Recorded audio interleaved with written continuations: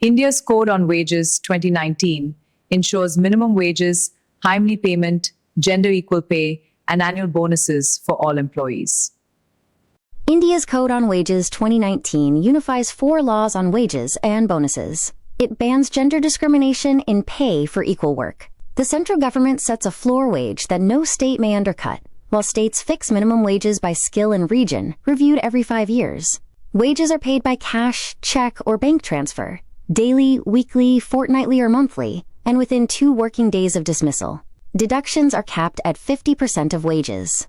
Employees with 30 or more working days earn an annual bonus of at least 8 1/3% of wages, capped at 20%.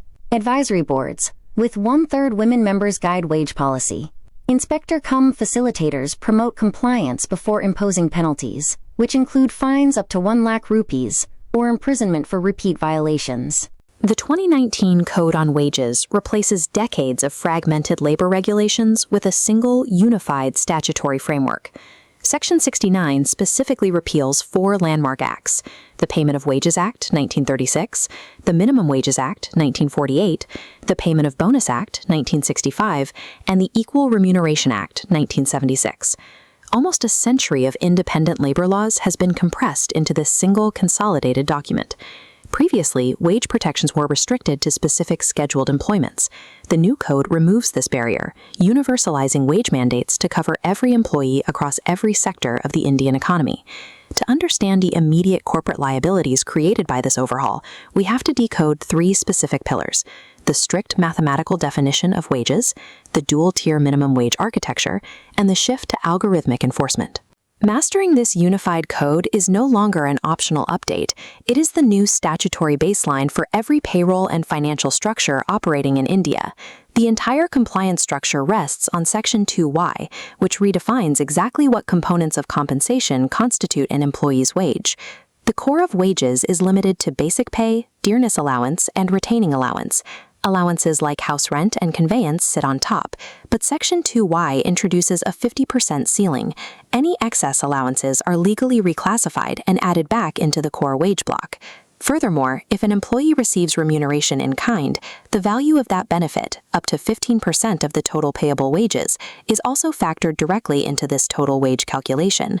This forced reclassification expands the core wage block, which automatically increases the employer's baseline for calculating Provident Fund contributions and gratuity payouts.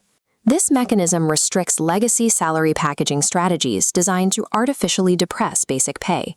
Any existing cost-to-company structure heavily weighted toward tax-efficient allowances is now structurally non-compliant and represents a quantifiable financial liability. Chapter 2 applies this strict mathematical rigor to the universalization of minimum wages. Under Section 9, a national floor wage establishes a statutory baseline across India. While the central government can adjust this for regional variations and states set their own minimums, Section 9.2 creates a hard barrier. No state minimum wage can fall below the central floor. Additionally, if a state's existing minimum wage is already higher than the newly established floor wage, the state is prohibited from reducing it. This architecture standardizes the absolute minimum cost of labor nationwide while preserving state-level upward flexibility. Corporate expansion strategies can no longer exploit extreme wage depression across state lines. The central floor acts as an inescapable universal safety net.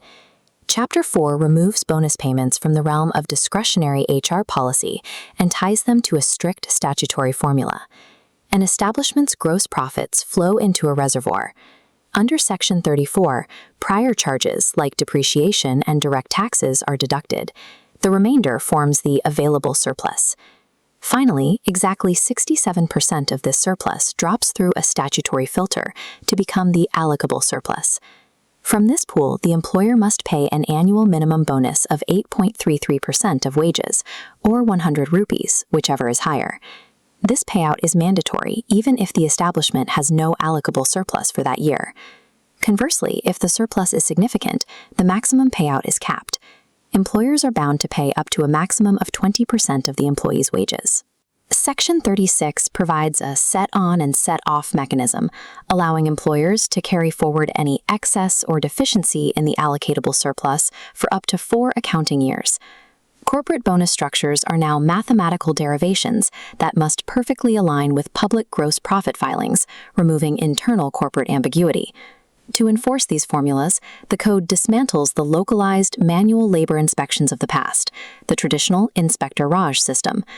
Section 51 replaces local inspectors with a newly defined statutory role, the inspector-cum-facilitator. This role carries a dual mandate: to enforce compliance through legal authority and to proactively advise employers on adhering to the code. The most significant shift in Chapter 7 is the implementation of web-based inspection schemes. Section 51, subsection 3, introduces a jurisdiction of randomized selection. Compliance audits are now triggered by centralized algorithms. This system removes manual jurisdictional bias and prevents the localized targeting of specific corporations.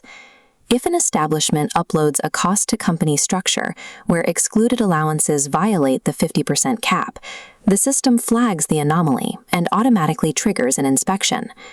The code does provide a procedural safeguard. Before initiating prosecution for first-time non-wage offenses, facilitators must issue a written direction, giving the employer a specific window to correct the compliance failure. Relying on manual relationship management with local labor officers is no longer viable. Compliance is now a continuous, data-driven process. The 2019 Code on Wages consolidates the Indian labor landscape through mathematically restricted wages, an inescapable dual-tier floor, and algorithmic oversight. These three pillars lock together to systematically close the legacy loopholes that were previously used in corporate payroll design. Legacy accounting systems and outdated HR software will inadvertently process data in ways that trigger automated compliance failures under this new web-based scrutiny. For founders, CFOs, and legal counsel, the 2019 Code on Wages is a foundational legal matrix that demands an immediate, precise rebuild of all payroll and profit-sharing operations.